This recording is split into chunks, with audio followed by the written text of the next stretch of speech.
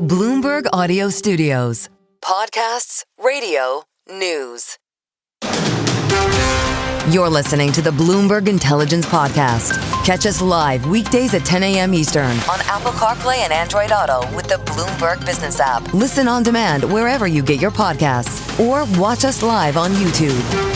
Let's bring in Drew Redding, Bloomberg Intelligence U.S. Homebuilding Analyst, to give us a recap of what we need to know about Lowe's results. Drew, good to speak with you. What does Lowe's look like when it comes to its results compared with its bigger rival, Home Depot? Yeah, so I think Lowe's results could be best characterized as better than feared, particularly in light of what we heard from Home Depot yesterday. They did fall short of consensus estimates on same-store sales, but I think the buy side was probably looking for something flat to lower, so a little bit better than they were looking for. Now, that being said, they did trim their full-year outlook. Now they're looking for full-year comp sales to be flat from flat to up 1%, so that would imply that 4Q is relatively flat. But similar to what we heard from Home Depot, they had about 100 basis point impact from hurricane activity that was not replicated this year. So again, if you were to back that out, it looks like the underlying trends in the business are pretty stable. That being said, they're still grappling with the same consumer uncertainty and the same weak housing market that their competitor is. So still challenges out there in the market. Drew, I think I understand it correctly that Lowe's has a lower percentage of sales to professional contractors than does Home Depot. If so, are they trying to narrow the gap? Are they targeting that segment a little more? Yeah, great question. So Lowe's is about 30% professional contractors, 70% DIY. Home Depot is about 50-50, maybe even a little bit higher on the pro front. What's interesting, and to your point on investment, is the pro space, especially in building products distribution, has really become a battleground among home improvement retailers. You had Home Depot recently do acquisitions for SRS and GMS, and then you have Lowe's, who recently acquired Foundation Building Materials. So it's certainly an area where they're making a concerted effort to grow. Now, Lowe's has historically focused on the small and medium-sized pro. And what this acquisition does is it gives them exposure to larger pros who do more complex projects. So they're able to, be the supplier of choice, across more building product categories and at a larger scale. So basically directly competing with Home Depot in many ways. Is this going to become a duopoly, or are there still a lot of other places that professional contractors can go to? Yeah, so the building products distribution space is still very highly fragmented. I wouldn't be surprised to see further consolidation within the industry, across different categories. Home Depot and Lowe's are certainly, two of the behemoths in the industry who have, the scale and financial flexibility to further consolidate the industry. But there's some other players as well, like QXO. So it is a fragmented industry, but I would expect, in the coming years, it's something that continues to get consolidated. Drew, I'm probably like a lot of investors out there. I can't keep track of where all the tariffs are these days on all the different products, but I'm just guessing if I'm a Lowe's or a Home Depot, my plywood from Canada, that's probably being tariffed. A power tool from somewhere in Asia, that's probably subject to tariffs. How are these companies dealing with it? What have they been telling you guys? Yeah, good question. So Lowe's gets about 60% of its products from the U.S. So their exposure internationally is maybe not as high as you would expect. China is probably around 15 to 20%. There hasn't been a whole lot of talk. I think we have seen their average ticket increase this quarter was up about 3%. And part of that is in response to tariff-related price increases.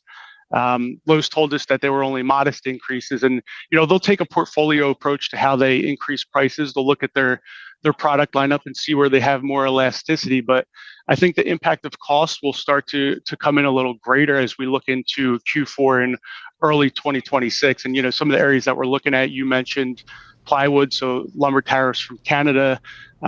We also had the implementation of tariffs on cabinetry, both kitchen and bath, which could go up to 50% in January. So I do think that the impact gets a little greater as we look into next year. So I would expect further price increases from both retailers. Stay with us. More from Bloomberg Intelligence coming up after this.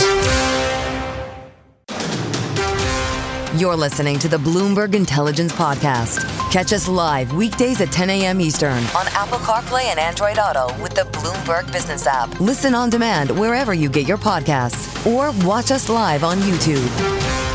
TJ Maxx reported some earnings here. Mary Ross Gilbert covers the stock for Bloomberg Intelligence as a retail analyst. She's based out there in LA.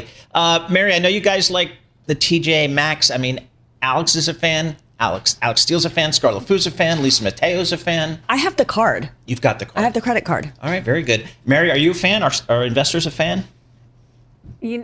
Paul, you are absolutely right. I'm a fan too, and it's because they carry such a variety of brands, and it appeals to all income groups. So if you have a luxury consumer, you can get Balenciaga, you can get Chloe, Lowe. So they carry all of the brands. And then if you're more pressed and you're really a value consumer, they have Steve Madden, they have Theory. So they have Puma, they have Nike, Adidas. So they have all the brands that consumers want, and that's why their Marmax, which is TJ Maxx and Marshall's division, reported a comp sales increase of 6%. So, and that's why, if you look at the overall results, they were up 5%. So a lot of strength there within the Marmax home goods. And of course, Canada was up 8%. So we're seeing consumers flock to get the brands that they want, and they've had some amazing buying opportunities, so their margins were higher. So the way that TJX stocks its stores is that they get inventory that hasn't sold at full price stores. But if all these merchants, all these retailers are managing their inventories better and don't have a lot of excess inventory, where does TJX get its inventory? I mean, it has to have another option, right? Yeah, Scarlet, you raise a good question, but the fact is that some of the retailers, but also the brands themselves. So if you think of, for example, PVH, which has the Tommy Hilfiger and Calvin Klein brands, we see those brands pretty prevalent throughout off-price. So that's been a good channel for them to sort of release some of that excess inventory. And when they work with some of their wholesale partners, including the department stores, so where you have product that's not selling, off-price is just a natural fit to be able to release that inventory. So you want to keep your inventory fresh in the stores, especially when you're a full-price operator. And there hasn't been any slowdown in terms of that excess inventory. And that's why even on the luxury side, where typically you wouldn't think you'd find markdowns, it's been pretty prevalent, especially with overall weakness in luxury. So what is the folks at TJ Maxx, what are they saying about the consumer these days?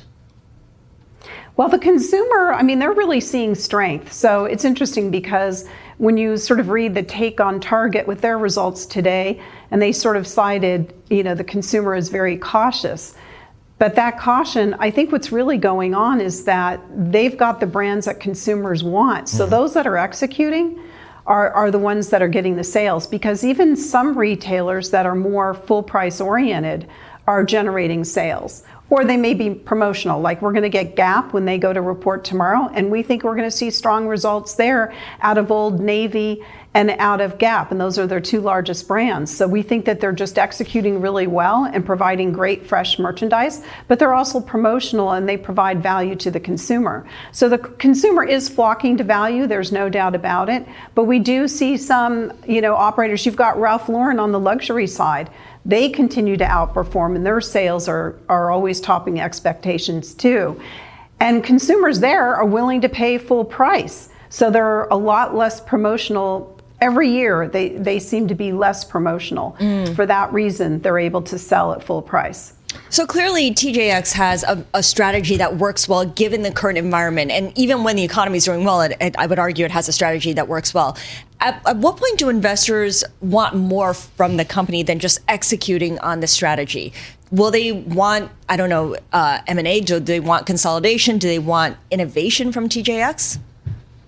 Yeah, well, so that's the reason why TJX is focused, internationally. So they're going to be entering Spain in 2026, so coming next year. And of course, they've had they have two joint venture investments, one in Mexico and then one in the Middle East. And they're both off-price retailers that they've invested in. So they're basically taking their talent and providing them a platform to leverage their talent in these joint ventures and to grow that way. So they're always looking for ways, because Scarlett, you bring up a good point. TJX trades at a pretty high premium in the off-price space, and generally it's a pretty big premium. That is due to their very consistent execution. But you're right, consumers keep wondering, well, how can they keep growing on top of all this growth? And yet they keep doing it. But as they talk about, look, they have drops several times a week. There's not a lot of retailers that offer fresh merchandise several times a week. And they curate the merchandise by location. So they're very cognizant of the demographics for each location. Stay with us. More from Bloomberg Intelligence coming up after this. You're listening to the Bloomberg Intelligence Podcast. Catch us live weekdays at 10 a.m. Eastern on Apple CarPlay and Android Auto with the Bloomberg Business app. Listen on demand wherever you get your podcasts, or watch us live on YouTube. Let's talk a little bit of commercial real estate here. We can talk about big markets, small markets. We do that with Liz Hart, president of Leasing for North America. The name of the firm is Newmark, joining us live here in our Bloomberg Interactive Broker studio. We appreciate that. Liz, you step back. Let's start with retail. Yeah. Talk to us about the retail marketplace. Where are we in terms of filling that up? Absolutely. So overall, retail is performing really well this year. Lowest availability we've seen is 5%, and we're at 5.3 right now. So across the market, it's doing pretty well.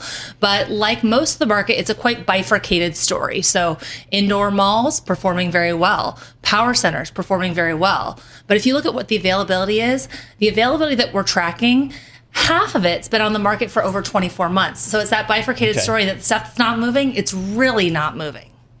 What does it look like in city centers versus the suburbs? I think about a couple of places I've been to, like Seattle, which there are parts of downtown Seattle which look vacant, but then you go to the suburbs like Bellevue, and I mean, traffic is out of control, and it looks like everyone has gravitated over there.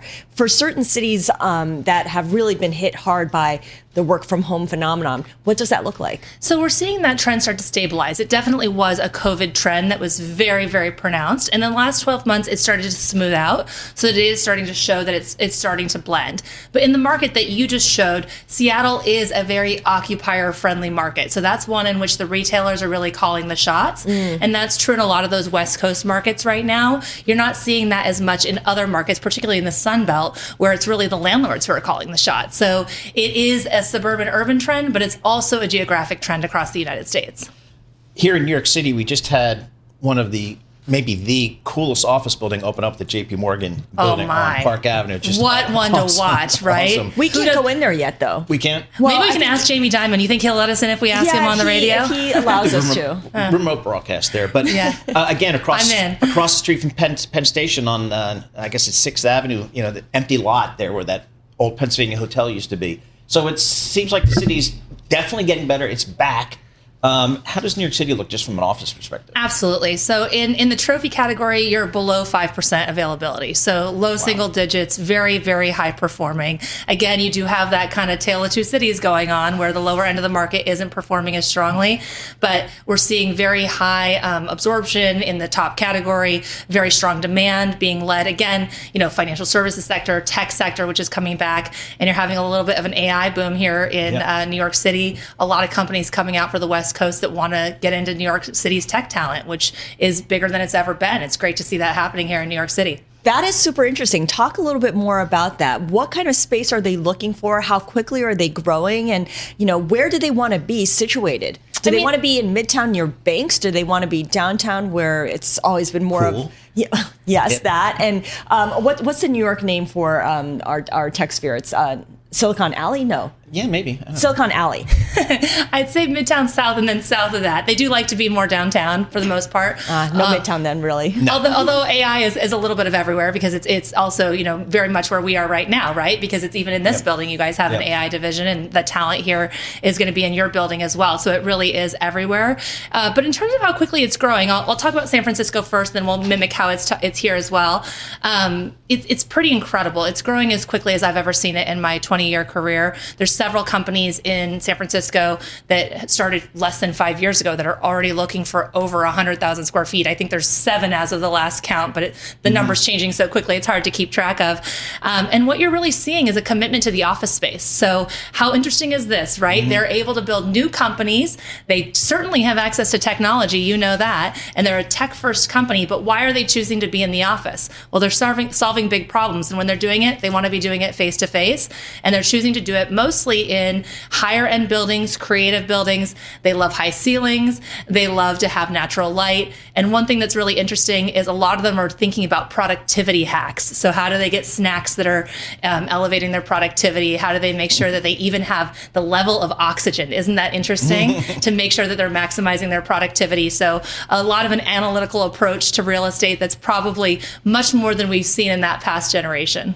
How about in industrial space? It seems like for a while there, we were building these, Amazon distribution centers everywhere you could. I mean, New Jersey, half of the state of New Jersey is an Amazon distribution center, I think. Talk to us about industrial. Yeah, absolutely. So Amazon doesn't seem to be slowing down, so that trend does continue. But what I would say in general is that we are still seeing, some absorption that's happening. We built quite a bit of industrial, so it does feel like from the data there's a little bit of a pullback in the data of an increase in availability, but it's just because the market's catching up to what was built. And we'll see that for the next couple of quarters, but we are very long on industrial being a very solid market in the U.S., especially with the reindustrialization that's happening and kind of the reformation of supply chains based on what's happening with tariffs. But what's also interesting is small bay industrial. Wow, what a hot part of the market. I mean, very, very low vacancy, a lot going on there too. So the market's feeling pretty hot. And then from a user perspective, 3PLs are really... What's a 3PL? 3PLs? Oh gosh, make you explain these things. I'm like, it's what you do when you're redoing the supply chain and logistics. So it's kind of like I don't want to call it the WeWork of supply chain. That might be too simplifying it. But that kind of thing. They basically have them take it on, and then they reposition it for you. But 3PLs, that's really the dominant player in the market. Which city is kind of hitting on all cylinders here when it comes to industrial, when it comes to office, when it comes to retail? Oh, all three. I think probably if you're going to say all three, it would have to be somewhere in the southeast quadrant. So Sunbelt and southeast quadrant is where I would say is probably hitting on all three at the same time. 30 seconds left. If I want to go out and build something, build a building, office tower or something, can I get the capital to do it? Can I get the banks to lend me money to do it? Well, it certainly depends on what you're building, but if you're building for trophy in a place with good demand, you can now. This is the Bloomberg Intelligence Podcast, available on Apple, Spotify, and anywhere else you get your podcasts. Listen live each weekday, 10 a.m. to noon Eastern on Bloomberg.com, the iHeartRadio app, TuneIn, and the Bloomberg Business app. You can also watch us live every weekday on YouTube and always on the Bloomberg Terminal.